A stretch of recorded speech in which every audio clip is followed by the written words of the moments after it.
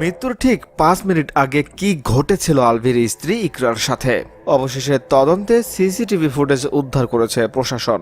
ফুটেজে বের হয়েছে চাঞ্চল্যকর কিছু তথ্য, যা ঘটনার মোড়কে ঘুরিয়ে দিয়েছে অন্যদিকে। এছাড়াও জাহের আলভি তার স্ত্রী ইকরা সম্পর্কে নানা অজানা তথ্য ফাঁস করেছে, যা নেটিজেনদের ভাবাতে বাধ্য করেছে। 2010 সালের 9 নভেম্বর ভালোবেসে গোপনে বিয়ে করেন আলভি ও ইকরা। প্রায় 14 বছর পর 2024 সালে তাদের বিয়ের বিষয়টি প্রকাশ্যে আসে। এই দাম্পত্যের রিজিক নামে একটি পুত্র সন্তানও আছে। এই সুখের সংসারে শেষ মুহূর্তে এসে কেন জীবন দিতে হলো ইকরাকে? কি ঘটেছিল মৃত্যুর ঠিক 5 মিনিট আগে ইকরার সাথে? ইকরা মারা যাওয়ার আজকে 10 দিন হলো, কিন্তু এই 10 দিনে ঘটে গেছে নানা জল্পনা কল্পনা। সোশ্যাল মিডিয়া থেকে শুরু করে চায়ের দোকান, সব জায়গায় এই বিষয়টি নিয়ে চলছে তর্ক বিতর্ক। ইকরা মারা যাওয়ার পর অবশ্য সব দোষ গিয়ে পড়ে আলভির উপর। ইকরার পরিবারও ঠিক এমনটাই দাবি করে। এর পেছনে রয়েছে ভিন্ন মত। জানা যায় আলভির সহ অভিনেত্রী তিথির সাথে গোপনে পরকীয়া করে আছে আলভি, এবং তারা একসাথে অনেকবার রাত্রি যাপনও করেছে। যে বিষয়টি প্রকাশ্যে আসাতে নেটিজেনরা চমকে উঠেছে।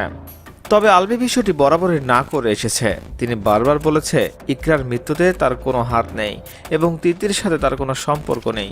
তিনি ফেসবুকে একটি পোস্ট করেন, যেখানে তিনি বলেন ইকরার মৃত্যুতে তার বান্ধবীরা সরাসরি দায়ী, কারণ তার মৃত্যুর আগের দিন তার বান্ধবীরা মিলে নেশাজাতীয় দ্রব্য সেবন করছিলেন, যার একটি ভিডিও সামাজিক যোগাযোগ মাধ্যমে ছড়িয়ে পড়েছে। তার বান্ধবীরাই তাকে মৃত্যুর জন্য উৎসাহিত করেছে বলেও এমনটি দাবি করেন আলভি।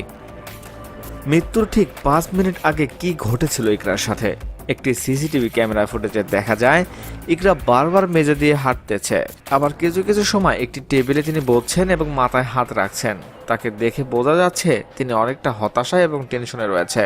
তার এমন চলাফেরা বা আচার ব্যবহারে বোঝা যাচ্ছিল আলভির এমন প্রতারণায় তাকে হতাশ করে দিয়েছে, যে কারণে তিনি আত্মহত্যার পথ বেছে নিয়েছিলেন। দর্শক, আলভির কি এমনটা করা ঠিক হয়েছে? একটি সুন্দর বাচ্চা রেখে, স্ত্রী রেখে তিনি কিভাবে তিথির সাথে পরকীয়ায় জড়ালেন, যা কিনা একটা সুখের সংসার ভেঙে দিল? দর্শক, বিষয়টি আপনাদের মতামত জানাবেন। এখনকার মতো এখানে শেষ। পরবর্তী আপডেট জানতে সাথেই থাকুন। ধন্যবাদ।